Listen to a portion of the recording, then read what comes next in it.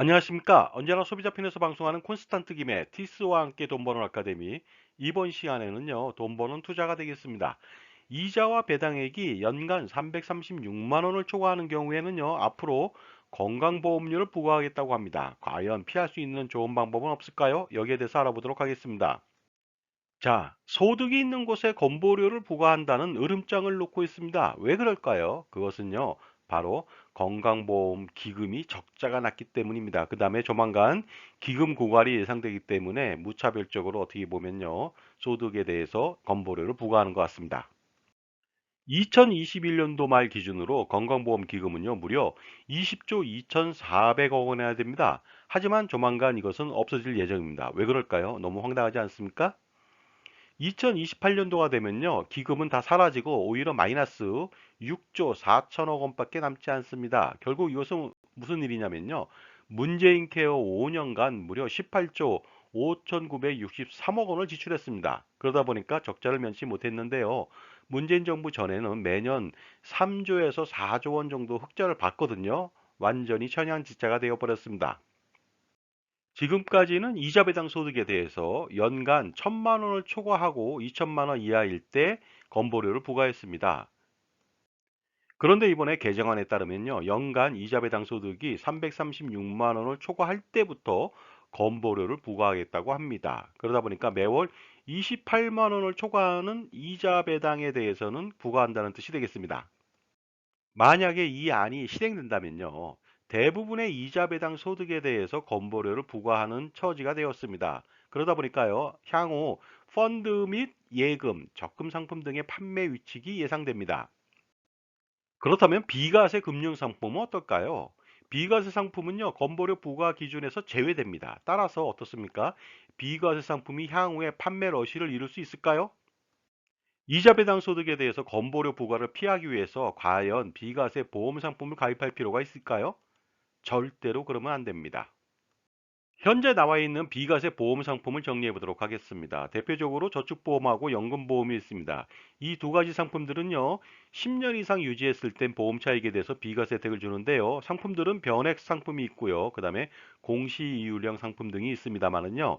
이 상품들의 특징은 수익률이 좀 저조하다는 것이 되겠습니다. 따라서 어떻습니까? 건보료를 피하기 위해서 비과세 상품을 들었는데 수익률이 너무 저조합니다. 결국 뭐냐면요, 여우 피하려다가 호랑이 만난 격이 되어버립니다. 왜 비과세 보험 상품을 가입하지 말라고 하는 것일까요? 그것은 수익률이 저조합니다. 그 다음에 많은 사업비 때문에 비효율적인 상품이 되었습니다. 따라서 비과세 보험 상품을 가입하는 순간 기회비용이 막대하게 발생할 수가 있습니다. 만약에 비과세 상품을 가입하지 않고 다른 곳에 투자했다면 훨씬 더 좋은 효과를 노릴 수도 있었습니다. 따라서 비과세 보험 상품을 가입하지 말고 투자 수익을 높일 필요가 있죠. 그래서 투자 수익에 대해서 세금 내면 그만입니다. 그 다음에 건보료 부과하면 되겠죠.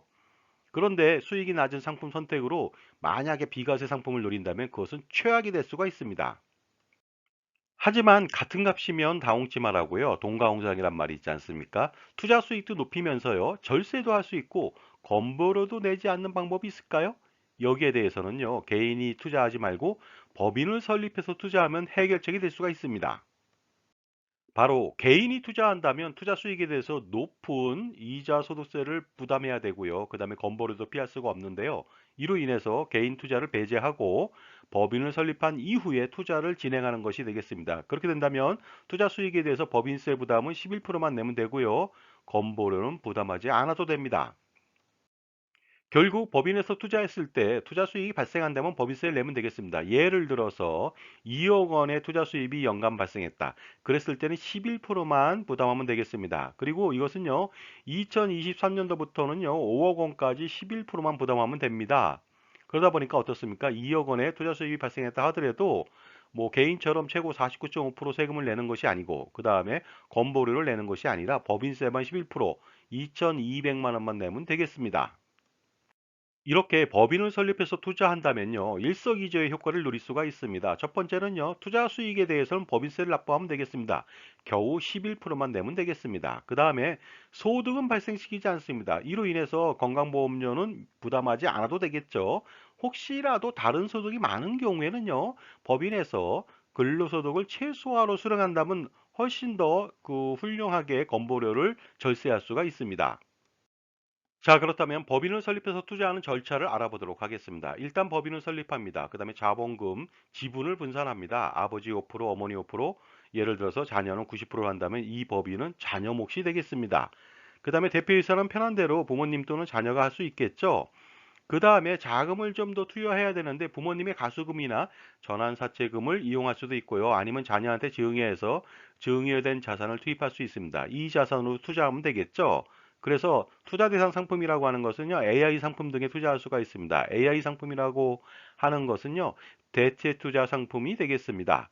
그 다음에 수익이 났을 때 예를 들어서 대표이사나 직원들은 근로소득을 발생시킬 수도 있고요. 아니면 발생시키지 않을 수도 있습니다. 그 다음에 투자 수익에 대해서는 법인세 납부 이익 잉여금으로 적립하게 된다면요, 대주주인 자녀 몫이 될 것으로 보입니다.